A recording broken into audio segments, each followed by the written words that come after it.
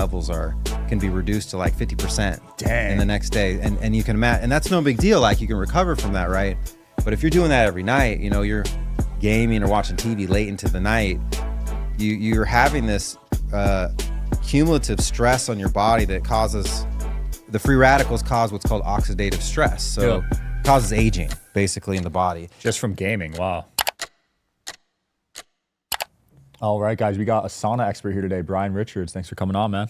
Thanks for having me, brother. I can't wait to hear about your sauna journey and how you started a sauna company. Yeah, it's been 11 years now. So I got into this because of my own health problems. When I was done with my college career, I was dealing with some things like insomnia and mind racing.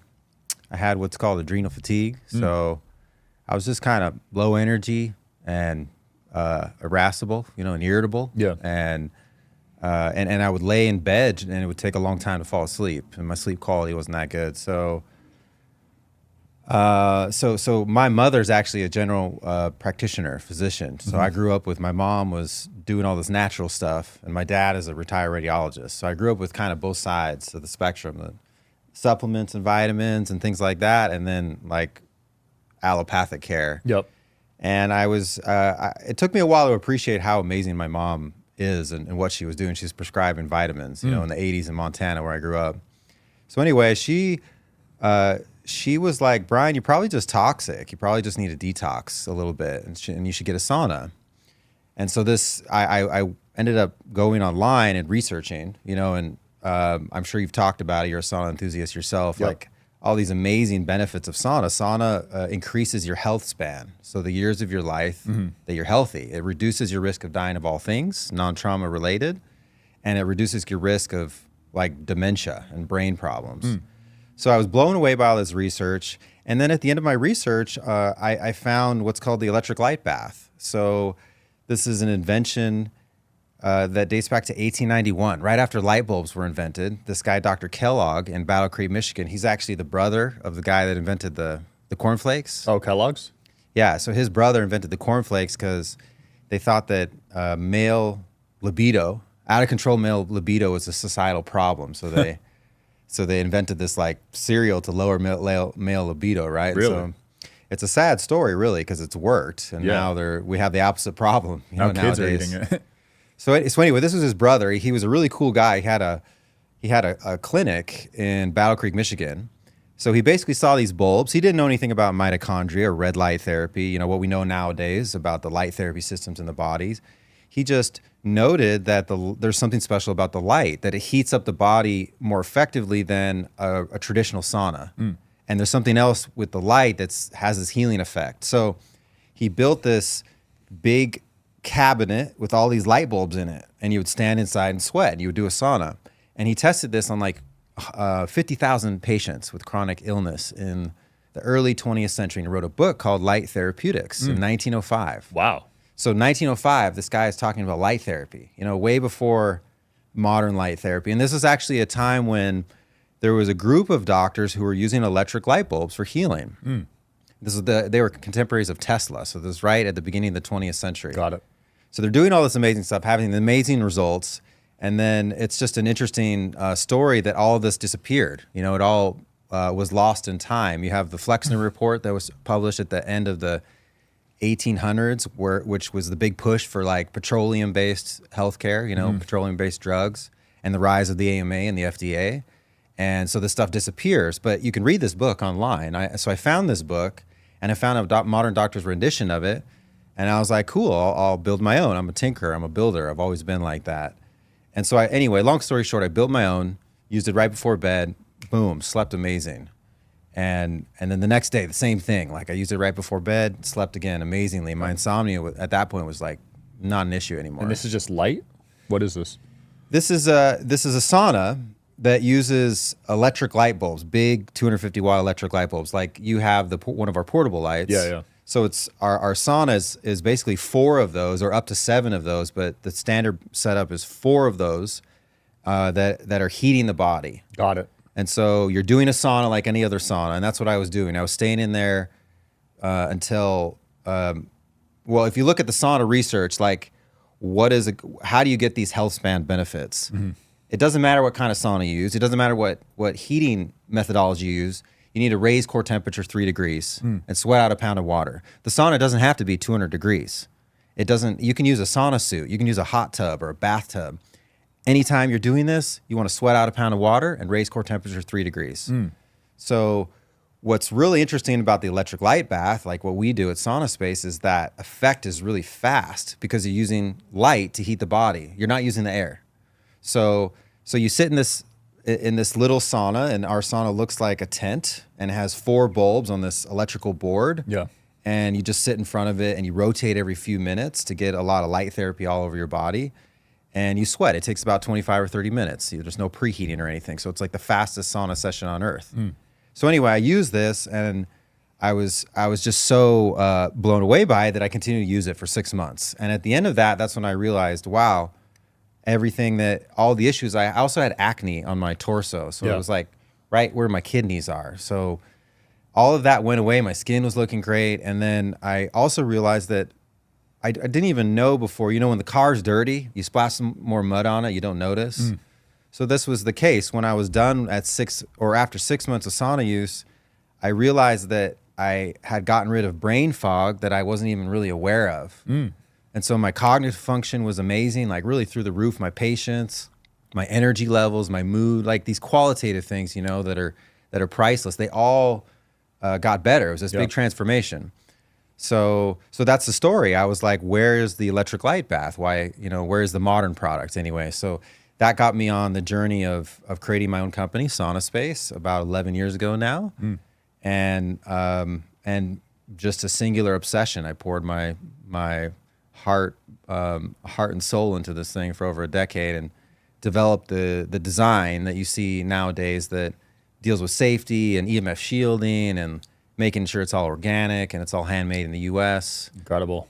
And in the beginning, I didn't know anything about the science or EMFs or anything like that. But along the way, I've had to figure it out because people are asking, especially they're skeptical of the sauna concept. Like, oh, I thought saunas are the Finnish saunas or the infrared saunas that everybody knows of, the far infrared saunas. And here I am with this electric light bath that uses near infrared light and it uses this incandescent bulb. So the technology is different, the spectrum's different. And all of that's pushed me to learn and research a lot about the science. It's incredible. The science of light therapy and sauna therapy is really, there's like 7,000 or 8,000 light therapy studies now in the literature, and there's thousands of sauna studies. So sauna is probably one of the best known or one of the most researched natural therapies out there. Incredible. Yeah. Yeah, and it's pretty affordable too.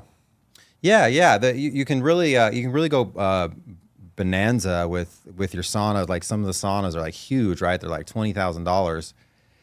But at the end of the day, the results you're trying to achieve are that sweat response, basically. So what we do, what's really cool again about what we do is the sweat response is so fast. And when you're in there, you're doing light therapy too. So you're getting the stacked effect. It also has a grounding mat in it. And our Faraday sauna has like a silver-based liner system that blocks out man-made EMF like Bluetooth and Wi-Fi and cell phone signal. Wow. So when you're in this, you're in a very like super powered healing space. That's really, you're protected from all these man-made stressors, but you're enveloped in this really natural experience that our ancestors used to have. Our ancestors got a lot of sunlight every day. And the sun, if you look at the sun spectrum, most people think it's the benefit from the sun is in the ultraviolet. It's vitamin D production that promotes. Yep. And there's a lot of visible light. Obviously, that's our primary source of light in nature. But the majority of the sun's emission is actually near infrared. It's in the unseen wavelengths of infrared, in the high energy infrared, and that's where you get your light therapy benefit, and you get your radiant heat benefit. It's actually like over 70% of the power you absorb from the sun is in this near infrared band. So when we're talking about the sun and its benefit, it's all about the near infrared. So our technology, the incandescent light bulb, mimics how nature makes light by using incandescent. That's why we call it the incandescent bulb. The sun is also an incandescent light source. This is light that's broad spectrum, and it has like a natural sort of shape of the spectrum, a natural power cord, a natural distribution of wavelengths that has light therapy and heat therapy together. Right. So would you recommend having these incandescent light bulbs in the house as well? Oh yeah. It's really unfortunate that the incandescent bulbs, not all of them have been banned, but all of the high wattage ones have been banned. And so what they've done is for like they're trying to make things more energy efficient and reduce like the electrical bill. But in doing that and pushing everybody to LEDs and fluorescents, two things happen. One is they've removed the healing spectrum of man-made lighting devices, which is this near-infrared component I'm talking about. Yep. And what they left is blue. So all these lights, in the studio here and all the lights we have at home, all the screens we have, it's all LED, right? It's all blue light. And blue light is a very high energy light. It's actually damaging to the body. It's right next to ultraviolet light on the spectrum. So ultraviolet light is ionizing. So it directly damages our DNA. So that's not good. But blue light, even though it's not ionizing, is right next to ultraviolet light on the electromagnetic spectrum. And we know nowadays, research indicates that that's why we call it high energy visible light. That's why people wear blue blockers, when they game and they work at the computer. It's because blue light causes free radical formation in the cells of the body. It causes damage. If you get a lot of blue light, like after dark, as a man, your testosterone levels can be reduced to like 50% in the next day. And you can imagine, and that's no big deal. Like you can recover from that, right? But if you're doing that every night, you're gaming or watching TV late into the night, you're having this cumulative stress on your body that causes the free radicals cause what's called oxidative stress. So it causes aging basically in the body. Just from gaming. Wow. TV, phones, screens, and also in the morning when you wake up, if your first thing you do is you grab the phone and you look at it, you're signaling, it's a stress signal for your body. Your body's supposed to wake up and see the sunrise. Yeah. And the sunrise is mostly near infrared and red. That's why it looks red, in the beginning. And instead, if we give ourselves blue, it totally messes up like all the programming for the day. Yeah, and that's kind of our modern lifestyle, our modern habit. Even if you're not grabbing the phone, like most people, first thing they do is wake up, go to the bathroom, turn on the bathroom light with all that LED, and it turns out it's quite destructive to our health. The fact that with our modern indoor lighting, we've removed the near infrared that's healthy, and we've really increased our exposure to blue. Because in nature, when we got blue, we got it from the sun. We got a little bit of blue, and we got a ton of the healing near infrared. Yeah. So the best time of day for sunlight's right in the morning. Well, the sun is good at all times, but definitely you can program your body to handle the blue and the ultraviolet better if you get that early morning sun. So our ancestors watched the sunrise and they watched the sunset. Near infrared light also has what's called a photoprotective effect. So it actually protects you from the damage of ultraviolet light. It's really cool. So you can build a sun callus by getting early morning light, and then when you're out midday, your cells and your body can better withstand the ultraviolet and blue light, and you get less sunburn, basically. Do you think certain saunas can offset the damage of EMF and Wi-Fi? Because everyone has their phone in their pockets. They got Wi-Fi at home. Yeah, that's such a great question. It turns out, the guy, this is research by a guy named Dr. Martin Paul. It's pretty old research now, and yes, the research indicates that when you do sauna, in these two different kind of complicated biological pathways, sauna reverses the oxidative stress effect of EMF. So especially in our sauna is really special because it's EMF shielded and you're in the ground, you have the grounding mats, you have this really transformative healing experience. But any sauna, if you stay in it, is kind of acting like an electromagnetic detox, as it were. When you get EMFs all day long, the man-made EMFs anyway, they cause oxidative stress, they cause aging in the cells, and they can actually damage your DNA slowly. Like you have a cell phone in your pocket for 3 days. Yeah. It's equivalent to X-raying your gonads. What? Yeah. So dude, I'm taking it out right now. Yeah. God damn. I even have this chip though. I don't know if these are legit, but I have a EMF blocker. I think those can help, but ultimately it's just this it's this thing that's like cumulative. It's like a little bit of poison all day long, all the time, and it slowly wears you out. So what we want to do is find ways to, like take it out of your pocket, put it in airplane mode, reduce your exposure. But the exposure you do have, what do you do? So sauna turns out to be one of one of the only known thing that's been documented to reverse that damage. Right. Yeah. And is that in regular saunas or the saunas with That's lights? any sauna. So in any sauna, you get vascular shear stress. So the sauna, the heat, like causes new blood vessels to form, and it causes the blood vessels that you have to like strengthen and widen and get stronger and more effective. And then it also increases what's called tetrahydrobiopterin, BH4, and that competes with peroxynitrite. So that's the thing that EMFs cause the production of in the body. So Got it. in these two different complicated ways, basically any sauna, if you sit in there, sweat out a pound of water, raise core temperature 3 degrees, on top of all the benefits of sauna and the detox and all that, you get that EMF stress reversal. Good to know. I saw this one clip on Instagram. This guy was saying infrared saunas penetrate your body deeper than regular saunas. What do you think about that? He said it basically detoxes you better. Yeah, so you gotta. It's kind of confusing, I would say. Any sauna and any heat therapy will detox you if you achieve those outcomes I keep mentioning. You know, if you increase core temperature 3 degrees and you sweat out a pound of water, what's happening is the cells are heated up for a period of time, and they start to produce heat shock proteins. Heat shock proteins help cell detox, and they help with like optimization of your proteins in your body. It like fixes your protein function. So it has a rejuvenation effect. You're having that anytime you heat up the cell. The question is like, how are we heating up the body? And if we look at how infrared light heats up the body, not all infrared's the same. What I've been saying is that near infrared light is the majority of what you get from the sun. Right. And it's near infrared light that penetrates the most deeply. It's actually about 950 nanometers. Near infrared light has been shown to penetrate like 4, 5, even 6 inches into the body. Wow. So near infrared light also is the only wavelength that penetrates bone tissue. So if we want to heal the brain, get this light therapy to the brain, we need to use near infrared light. And that has to do with the optical window of the human body. So the human body has lots of blood in it, which is hemoglobin, and has lots of melanin and lots of water. So our bodies are full of this stuff. Water begins to absorb light in the infrared spectrum.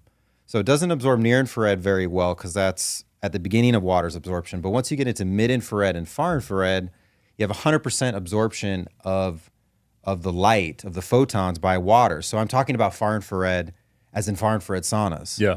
So most of the saunas out there have these long tube emitters that are called far infrared emitters, or they have these black like panels. They're called far infrared carbon emitter panels. So those are all emitting this long wavelength, low energy infrared called far infrared. And that's 100% absorbed by water.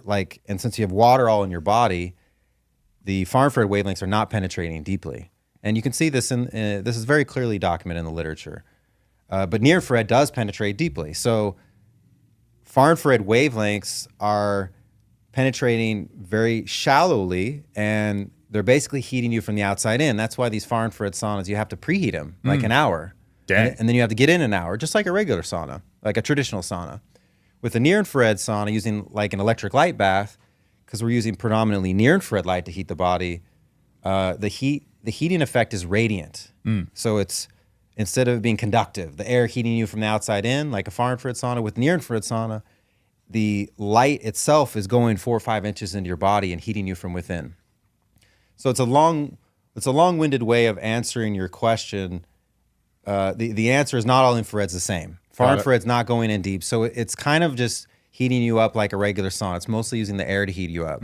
But if you use near infrared light in an electric light bath, yes, the penetration is much deeper, and the detox effect is much faster. Got it. But in all of these, even if you get in a hot tub, if you stay in there long enough, you're getting a detox effect because you raise that core temperature of the body, the heat shock proteins get produced, and you sweat. Yeah, I set my hot tub at 104, so I think I am achieving that 3-degree increase. Oh yeah, if you stay in there long enough, definitely. That's good to know. You have some drawbacks of the hot tub is like usually the chemicals that are chlorine. in the hot tub. Yeah, the I'm learning about that now. The bromine, the things that disinfect. So sauna presents itself as maybe a better way to detox. And then within the sauna world, what we do is just so fast because you sit in a SaunaSpace sauna, and as soon as you sit in there and turn the lights on, the heat is being delivered to 4 or 5 inches, and you're heating with the body from within. Instant, yeah. Instant. So the sweat effect is way faster. The sauna session is 25, 30 minutes.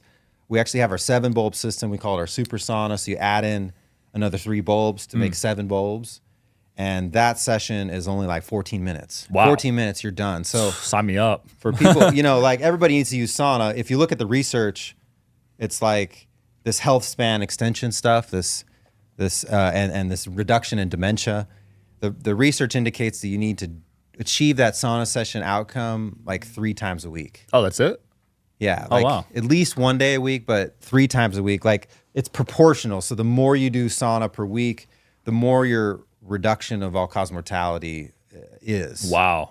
That's impressive. But if you're talking about a 1 hour preheat and a 1 hour sauna session, that's a 6 hour a week investment. At versus least, with yeah. what we do, it's, you know, it's 15 to 25 minutes per session. It's, you know, it's something that everybody has the time for. That's not bad at all. I'm glad you mentioned the lose a pound thing, because sometimes I feel like I'm not in the sauna enough, but I notice the temperature is way higher. But I'm actually still probably losing a pound, even though it's 15 minutes.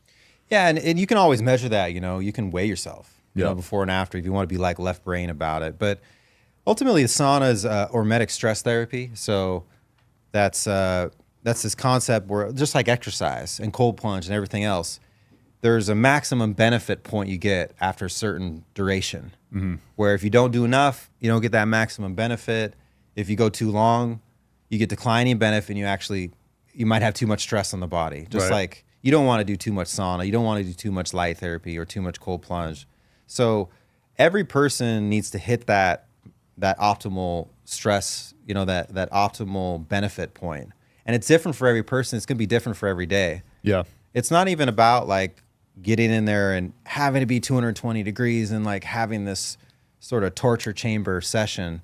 It's all about getting in there and understanding, reconnecting with yourself and your intuition, and feeling like how much do I need today? And Yep. it'll change day to day, and you definitely don't want to do too much. But if you're not in there, if you're not sweating at all, you're not really achieving the benefits of that you're going for. Yeah. You need to sweat at least a little bit. And so usually what it is you get in there and you start sweating strongly.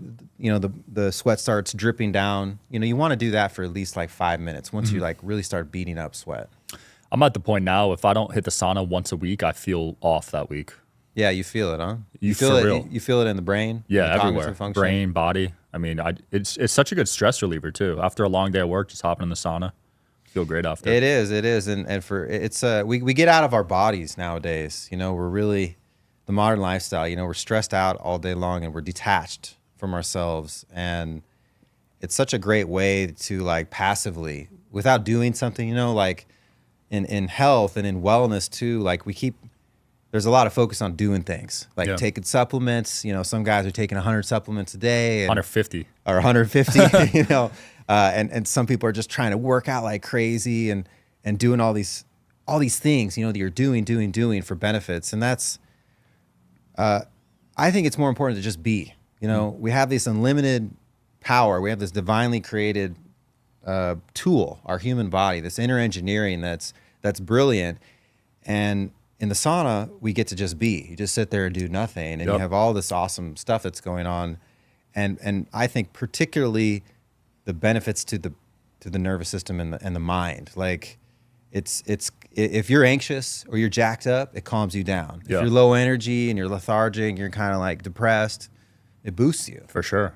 It's very different from a lot of other, you know, therapies out there. How do you feel about steam rooms? Because I'm seeing some concerning things about some of the ones that use tap water in their rooms.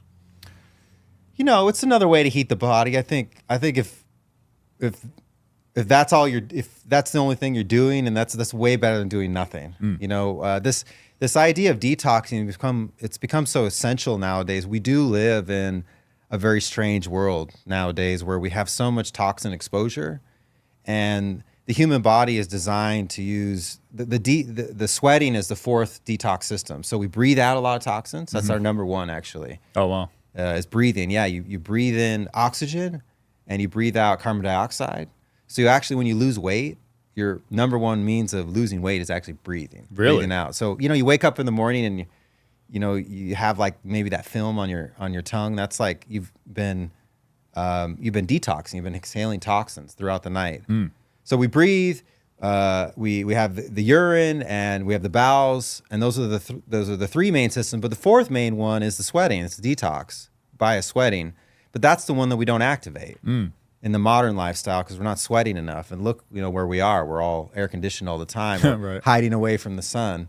So it's the most powerful way to detox the body is to cleanse the body from the inside out using heat passively in a sauna, and really any way that you do it is good. I would say that the steam sauna is a little bit more stressful for some people. The air is really hot, and when the air is humid, you feel the heat more. So everybody needs a detox, but people who have health issues or they're they have some health compromises or for whatever reason, they can't handle a steam sauna, and they can't handle even a traditional sauna that's at 200 degrees. They need a gentle, safe way to heat up the body slowly and work their way into it. And that's what we do is so cool because the air is not like super hot. It's the light that heats you. You don't need the air to be hot. So it's a much more gentler way to do sauna and to detox.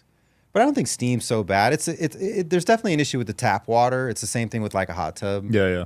Tap water, if you take a shower, I think I heard this from Ben Greenfield, like if you do like 10 or 15 minutes in a tap water shower that's hot, you absorb more chlorine than drinking a glass of tap water. Crazy. That's disgusting. So everything's like devil's in the details with like, all these different ways that you want to detox. Like what's the best way? You got to think about it. Definitely steam sauna is cool, but I would say it's not the most effective way. Agreed. What's the hottest sauna you've been in? I went to a Russian bath once and I almost almost passed out there, man. It's like 220, I think. I was in a sweat lodge once that was super hot. It was probably 210, 215. Crazy. Yeah, I lasted like 2 minutes. They're really intense. And some of those traditional ways of doing sweat lodge sauna are like they stay in there like an hour and then they go out and they cycle. They do cold therapy and they go back in. So it's really transformative. It's really intense. But just nowadays, with how sick people are, it's not something that everybody can handle out the gates. Hot cold therapy.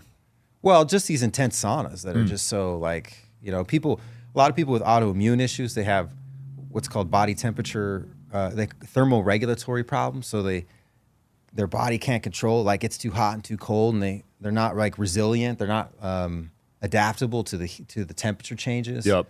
So they just can't handle regular sauna, and it's just too much for them. They got to build up a tolerance, right? Yeah, start with like 5 minutes and then work their way up. Yeah, go real easy. Yeah, a lot of folks who have those type of issues like fibromyalgia and other things who use our products, they start out with 1 or 2 bulbs. So our panels, our saunas have different, multiple switches on them. So like I've had customers who start out with using even just a portable light on their belly for like months before they even get in the sauna. Wow. And they slowly build up their hormetic stress. They slowly shift their homeostasis, and then they get it back to where they can handle regular sauna. Do you pretty amazing. That's cool. Do you do the cold stuff at all, or you just do sauna? I do. I don't enjoy the cold Yeah. as much as the heat. No surprise there, but it's really beneficial too. Okay. One of the most amazing like the feelings of cloud 9 of like Zen flow state and cognitive function is starting out with a cold plunge and then doing my sauna afterwards. They're really that's more. You need more time to do that. It's like a big time investment, but if you have it, it's amazing to combine hot and cold together. Love it. Anything upcoming for SaunaSpace? Any new products or anything? There's always something on the front burner and the back burner. Right now we're doing a big rebrand that's launching this fall. So that's like the biggest thing we have going on as far as like the brand identity. But in the product space, we've got a new towel system that's coming out. It's a custom SaunaSpace towel system. It's organic, and our sauna's a trapezoidal shape, so it's a little bit different looking, and the stool. So we have a custom towel system that fits it perfectly. Nice. So we got that going on. We're working on our own desk arm. The portable light that you have. Yep. It has bolt anchors in the back, so it can mount to like a monitor arm. Like those desk arms that clamp to the desk. Yeah. So we have our own coming out probably in the fall actually at this point. So It's some new cool, man. accessories coming I out. love it. Yeah, the towel stuff, that brings up a weird, interesting conversation. So when you sweat, apparently your clothing, have you looked into this? Your clothing can leach into it? Oh yeah, yeah. I mean, that's why you see me wearing linens here. Yeah. Ideally, you want to be wearing high frequency fabric, but at the least, you don't want to be wearing plastic, and certainly not in the sauna. And polyester too, you can't wear. Nylon, polyester, those are all plastic textiles, and it's hard to avoid that stuff. It's hard to find like good clothes. Yeah. And like if you look at the workout wear, like gym shorts and stuff, there is no such thing as cotton. Right. It's all synthetic. So yeah, when you heat that material up and you sweat, you do absorb those microplastics in your body. Gosh. And like polyester, having polyester in your home, like in your curtains, is no problem. But when when you're wearing a polyester T-shirt and you're working out at the gym, you absorb the monomers, the little pieces of that material, and they're actually estrogenic, so they act as estrogen. So it's an exogenous estrogen. That's not good for men. Well, it's not good for women either. Yeah. It has this hormonal effect on the body that you That's definitely scary. don't want to be wearing in the sauna. But really, anytime you're sweating or anything. Yeah. So. I'm in some basketball leagues, so they make us wear polyester jerseys. I wonder Yeah. if there's a workaround to that, but Sauna. a lot of boxers are polyester. Yeah, maybe you could wear an undershirt. That might be helpful. Yeah. Has Has to be cotton though, right? Yeah. Cotton or linen. Cotton, linen, wool. If you think of natural fabrics, there's bamboo fabrics out there. They're pretty good. I actually just switched toilet paper to bamboo toilet paper. Oh, yeah, me too. Crazy how even your toilet paper can... Well, I watched a thing on Instagram about how you absorb a lot of chemicals, Yep. a lot of forever chemicals in the toilet paper. I had no idea. That was the last switch I probably needed to make because I had switched toothpaste, I switched deodorant, everything. I didn't even think about toilet paper. Yeah, and so with clothes, if it's not all your clothes, at least your underwear. Yeah. Switch that to natural fabrics. But in the fabric world, linen is actually the most, like, fabrics have frequencies. So linen is the highest frequency. It's like 5,000 hertz. Cotton is like probably 1,000 hertz or something. Wow. And silk's a little less, like 70 hertz. But if you look at polyester and stuff like that, it's like very low frequency, Jeez. 20 hertz or something. And we all have frequency, right? Everything in the universe vibrates. So a healthy human is at least 70 hertz or maybe more. But if you're wearing something that is lower frequency, it's bringing you down. It's literally Holy vibing crap. you down. That's insane. Yeah, and you look at like an unhealthy human, the frequency gets lower and lower and lower. That correlates to development of disease and dysfunction in the body. I'm going to start buying some linen, man.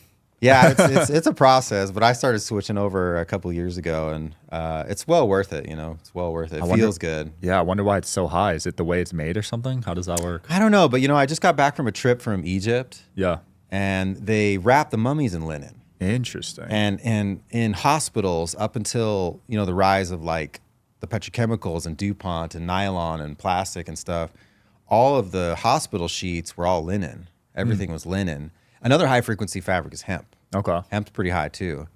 And hemp, back in the day, hemp was, all the sailboats, sails, and all the ropes and all the clothing, everything was hemp. So It's good to know. yeah, all that stuff is it's still available. You can get it, but yeah, it's They make it harder and more expensive.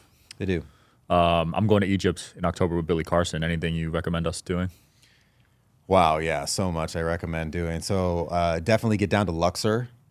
So Luxor was the original religious capital of Egypt back in the day, all the way up until Alexander the Great, actually. And some of the most impressive, amazing stuff is in Luxor. Of course, you're going to go see the Great Pyramids, Yeah. Giza, but the Luxor Temple and Karnak, and there's this place south of Luxor called Dendera. That was one of the coolest places, actually. We went at the end. They have this. I have it on my phone. We went into the Dendera temple and into like this secret tunnel, like a kind of a crypt kind of area underneath the temple. And there's a hieroglyphic sculpture of a lamp. It's called the Dendera lamp, and it's literally this dude holding this what looks like an Edison light bulb with a snake in it, with a cable going into it. It's fascinating. Whoa! Like, So they had electricity all the way back then? well, how did they carve all those carvings in the crypts and stuff in the dark, without fire? They couldn't use fire because it would have eaten up all the oxygen in those areas. So how are they lighting, you know, the areas for the workers for days and weeks and months on end? So there's this thing that's like unmistakably a lamp, and it's got like this guy standing in front of it who looks like a lizard alien, and he's holding these knives up like danger. There's radiation, you know, coming out of it. And there's this other carving that has like cables going into these things that look like transformers, and they're shooting light into this ball that has lightning bolts in it. It looks like electricity. Like, it's unmistakable. Interesting. Yeah, so that was a lot. Yeah. So you got to get down to Luxor and just explore all that stuff. There's so much there that's so much older than we thought. You know, that's it's definitely our closest connection to Atlantis. Yeah, I can't wait. They've done studies on like highest frequency places in the world, and Egypt is #1, I believe. So, and all the stuff there is, you know, the classic archaeology says it's like 7,000 years old, but there's clearly things that are over 20,000 years old, and it's not just the Sphinx. There's all this like pink granite down in the pyramids, and another place I'd recommend you go is Saqqara. Saqqara is like well, they call it a tomb. It's in the Giza Plateau. Yeah. And they have these things that are like boxes of granite and diorite, really hard stone. They're perfectly cut things that are longer than this table and wider than it and taller than a human. And they're like 140 tons. And they're perfectly cut, perfectly made. And they all have these lids that are like 30-ton lids. And they're sitting all in these little enclaves, these little nooks, where there's no way a human put it in there. Like it would take like 600 men to put it in this little nook that only like 50 guys could fit in. So like, how did they get into where they were at? How are they made? And the creepiest thing about it is they're all of them have the lids, almost all of them have the lids like open. So they're not coffins, dude. They look like something crawl out of them. Wow, that's crazy. Yeah, so that's Saqqara. So you gotta check that out. Yeah, I'm excited, man. Should be a little spiritual awakening for me. It really is. You know, there's a piece of Egypt, I think, in all of us. It's, you know, all the major religions kind of originate. You know, all the myths and the legends kind of originate in Egypt, and those, all the things that were there. You know, the Egyptians and the ancient Egyptians, even in the old empire, they just moved into things that were already there. Those pyramids and all, they built their own stuff, certainly like Karnak and other stuff, but there's some other stuff there that's super old. That's definitely antediluvian. Wow. That's interesting. So yeah, you're going to have so much fun when you go there. Yeah. Brian, it's been fun. Anything else you want to promote or close off with, man? No, yeah. If everybody has any questions, you know, our website, sauna.space. We're based in Missouri, so it's our products are handcrafted in the USA, and we have in-house customer support. So you call us up and chat and email with us, and again, a lot of information and science on the website, sauna.space, and also on Instagram, our handle SaunaSpace. And I have a lot of lives there where I go deep dive on some of these science things and test things with meters and EMF meters and all that kind of stuff. So you can check us out there. Love it. We'll link below. Thanks for coming on, man. Thank you for having me, brother. Thanks for watching, guys. Check out his site to grab a sauna. See you guys tomorrow.